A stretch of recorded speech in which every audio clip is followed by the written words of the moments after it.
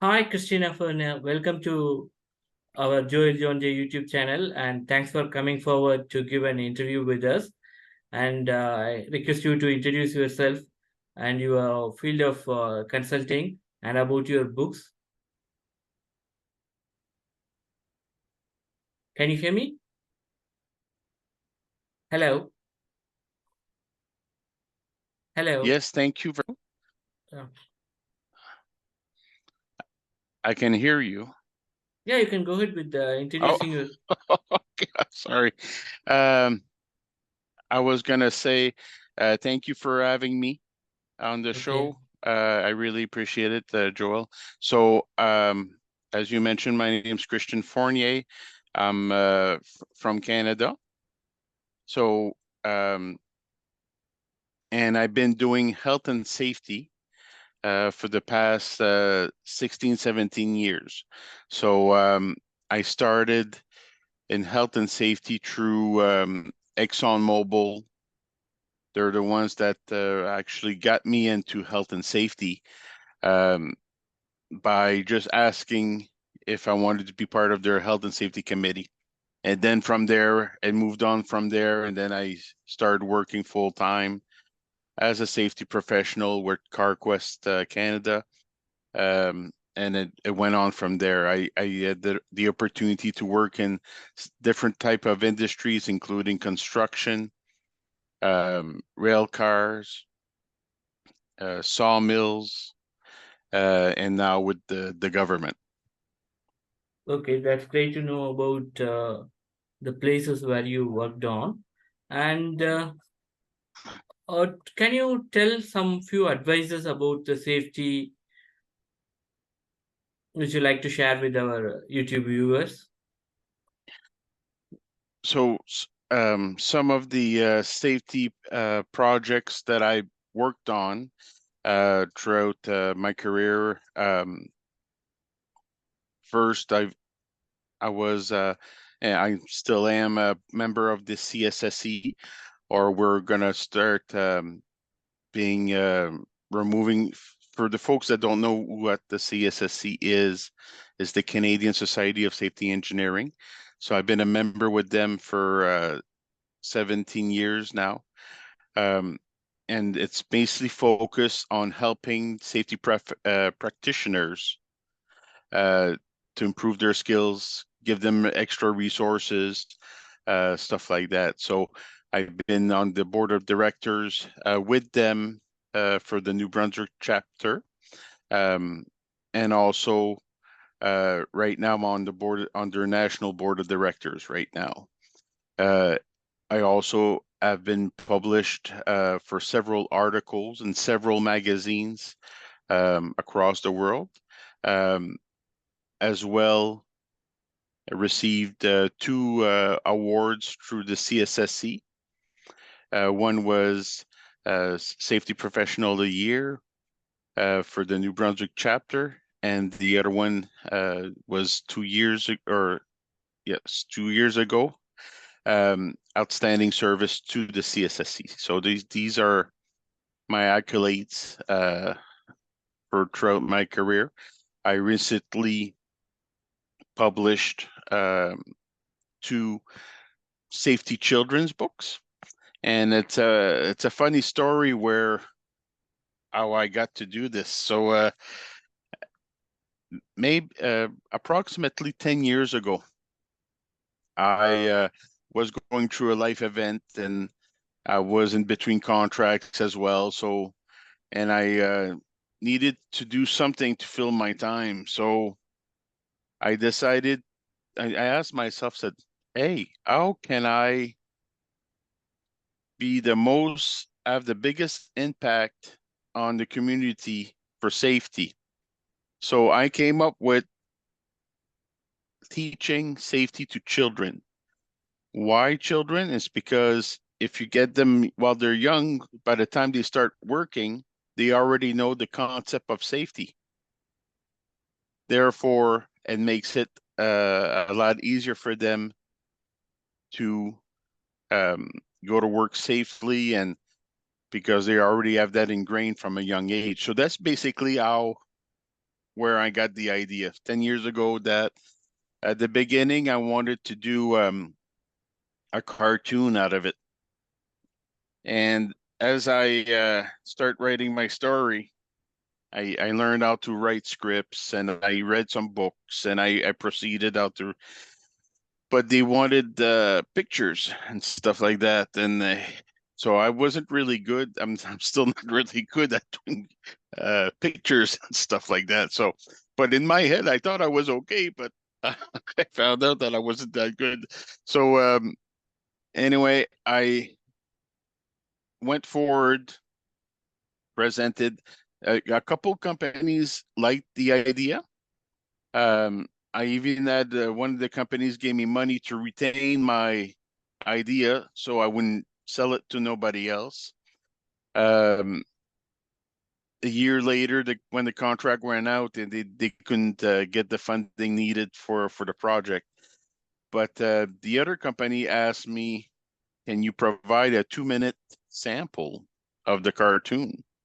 And I said, okay. So I approached different companies, and then I found out that for 2 minutes of sample, they wanted $30,000. I said, holy boys, and of course I didn't have that money, and I didn't know nobody to be able to draw those characters for me. So then I said, okay, maybe I'll do children's books instead. I'll use the same characters, and again, I went and I draw as best as I could the scenes of those characters in the books and everything. So I sent it out to publishers in Canada, and a few of them came back. They loved the story, but they didn't really like my picture. Going back to to what I was saying earlier, where I thought in my head I was good, but I wasn't really good. So I then from there I could have I just basically stopped it, because first of all, I didn't have the money to pay somebody to draw. Second, I didn't know nobody that does that type of stuff. So I kind of dropped the project there. So 10 years later, I'm in different town, and me and my spouse, we happened to go to a farmer's market in town here, and there was an author that was there. Her name is Wendy Koenig, and I my spouse started talking to them and stuff like that, and Denise McClure was also there, a part of the author at that table. And by talking, they mentioned they had a monthly writers club, and my spouse mentioned that, hey, my my boyfriend here, he writes, and I kind of, that's where they convinced me to go to one meeting. So when I went to the first meeting, and I presented my script of one of the books, and they loved it. So, and what they did is that they had connections to an illustrator here and down in the province, and they got me the connections. I contacted her, and it went from there. We made a deal, and I was able to get my books illustrated. So that's the story of the books. So right now I got 2 published right now. And basically the goal of the books is basically to teach children how to identify hazards inside the house. Eventually we'll go outside the house, but right now I thought, okay, we'll do one room at a time. We'll stick with 5 main hazards that children would see for inside the house. So and then from there you would have the safety dog, which basically guides the children and helping them find those hazards. And what I like about it, it also explains why it's dangerous. It's easy to say this is a safety hazard, but why is it dangerous? If nobody explains to nobody why hazard is dangerous, and they will disregard it and just keep on going. So that's what I like about the book. And like I said, it's focused on the 5 to 8 year age, because they start to read and they have nice illustrations. So so this is my project, I guess, my long project that I've been working on for the last I guess 10 years now. So I gotta give credit to the writing group to push me to publish, because I wasn't going to do nothing after that until I met those folks. So again, I gotta give them credit there. They've been very supportive, and obviously my spouse has been my #1 fan, pushing me to go through this and follow my dream. I say, all right. So they say follow your dream. So that's basically what I'm doing right now, following my dreams. So That's so great to know that. And for viewers, we have his book links to buy on the description. If you click the more tab below this video, you'll find the links for the description and also his website. And so now, just now you explained about these beautiful books which you have published and how you came across this. And also you mentioned that you are the director for the Canada uh, safety and engineering, right? So yes, I'm on. can you talk about few of the things which you would like to highlight about safety and engineering and also health and safety for first with Canada and then with the rest of the world? Oh, certainly. So yes, I'm on the board of directors as a director at large. That's my official position on the board. Um, so basically, the organization itself, it's an organization to help support safety professionals. So we have 7 different chapters and also an international chapter. So this chapter, like again, it's to provide guidance. We also provide education. We also have a designation. It's the Canadian, Certified Health and Safety Consultant designation that we have, and it's to basically giving the tools to the safety professional if they want to be consultants, and also not only consultant but just a general practitioner. So it gives them the tools, the resources. You get to do a lot of networking through the chapters, and we have annual uh, conferences. So next year, our conference will be in Edmonton, Canada, Alberta, Canada, for the folks that out there that not familiar with Edmonton. And it's going to be our 75th anniversary. So it's going to be a big show next year. So just to give you a heads up, if you want to go to any of them, next year is going to be the year because of the anniversary.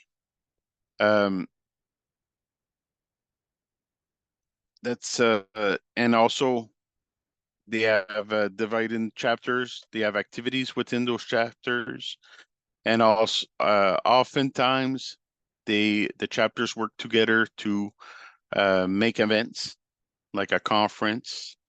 They will do online stuff, so they'll have a speaker. People from other regions can join in to listen in to the speaker free of charge, especially if you're a member. So it's I can say for my experience with the CSSE, which will be changing name to the Health and Safety Professionals Canada. So that's changing, and we're in the process right now of changing the name. But my biggest take back from this, or what I benefited the most, is the networking portion of being a member for the CSSE. I have met several excellent folks. They were able to give me support, advice, Some of them are area experts on certain subjects that I used to make my life easier. You know what I mean? It's because sometimes you'll be working in a case and you say, oh, boys, I don't really know how to proceed in this specific case. So you'll reach out to one of those resources that you built, those relationships, and they'll say, hey, did you ever deal with this? And how did you dealt with a situation like that? And then they give you what they did, so it gives you an idea. So, oh, okay, I didn't really think about it that way. And anyways, that's what I benefited the most, is the networking part of the organization. So, and also I obtained my designation as a CHSC, which is basically Certified Health and Safety Consultant, and also obtained another designation, CRSP, which is Canadian Registered Safety Professional. So these are my two designations that I have. Again, they make a big difference to make yourself more employable, especially in Canada. So I definitely recommend for you to, as a safety professional, to get those if you want to work in Canada, because it will help you put yourself apart from the rest of the group. So. As you said that getting a certification will help us to be outside the group and get job offers in Canada. Is it for people on other countries as well? And what will be Yes, the pay scale, and what type of jobs and what industries they recruit? So they recruit in all different type of industries. Oil has always been a big industry. Transportation. I would say the lumber industry is also big. Mining's big. Any type of industry like that. But you'll see there's all kinds of different industries now that are opening up the doors to health and safety professionals, including government, all those universities, all those type of industries is opening up to health and safety. So what I suggest for somebody that's outside of the country and they wish to begin their journey to try the process to work into Canada. First of all, obviously, you need to get, you must have some education, some experience, obviously. If you have designations, that's great. Then I would suggest that you reach out to your local Canadian embassy. They will help guide you with the paperwork and everything else that you need to start the application. And it's not something that will be done in 5 minutes. It could be up to a year to 2-year process. So depending of your background and stuff like that. So. Thanks for the information. And what would be the pay scale, salary scale for? Salary for a junior position, I seen it start at around $50,000 Canadian. I seen up to 120. That's full time. But you can make more than that if you work into the remote areas, like more down northern of the country. You work so many weeks, you come back and forth like that. So you obviously have opportunities to make more if you get those type of jobs. But it could be hard on the person, depending if you're a family man and you work stuff that could be hard on the family because you're so many weeks out and you only see your family a little bit at a time there. 50,000 Canadian dollars for a year, right? Yes. Okay. And as you have published a lot of international magazines and you have written on websites as well. Can you say few of the advices for safety at home? So for the magazines, basically when I can tell you how I started to write those articles to start with. I was working at a sawmill in New Brunswick, and I noticed a wood magazine. It was on the wood industry magazine, and it said top four top 10 under 40 or something like that. And I looked at it because I found it interesting, even though I was over 40 at that time. But I said, oh, maybe they're. So I read it, and it was a competition um, that if you basically nominate somebody under that you think that is worthy to be mentioned as a top performer, and then they would win this award there. So um, I went and I knew a couple that were top performers at the sawmill that I worked at, and I nominated them. So a couple months go by, don't hear nothing, and all of a sudden I got an email saying, "Hey, we have chosen one of the folks that you nominated as to be part of that top 10 under 40."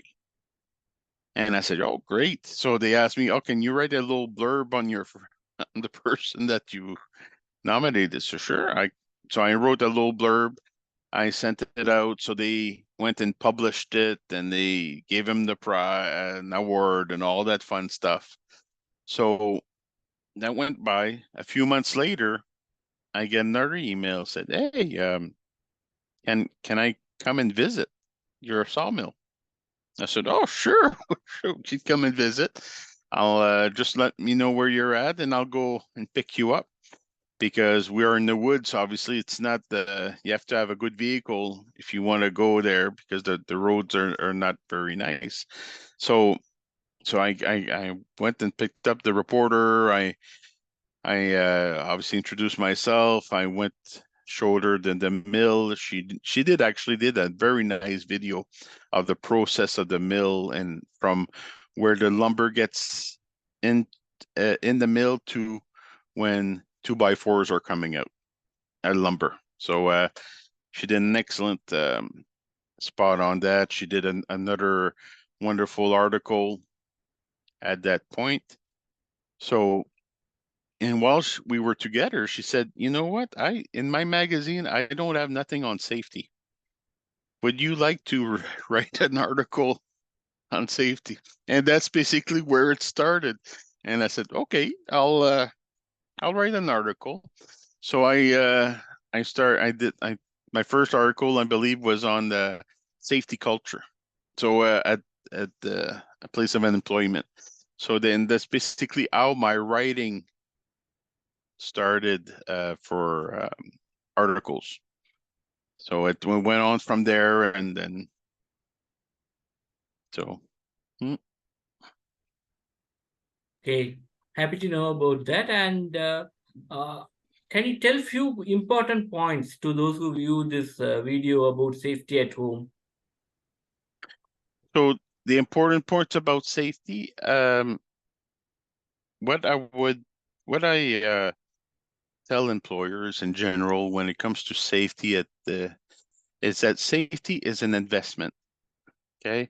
A lot of places that you'll go, and I remember throughout my career, they see us safety professional as an expense. Okay. They don't see the benefit of safety, and you have to see it as an investment because if you invest in your folks now, you will save later on. Why you will save it? Because nobody got hurt.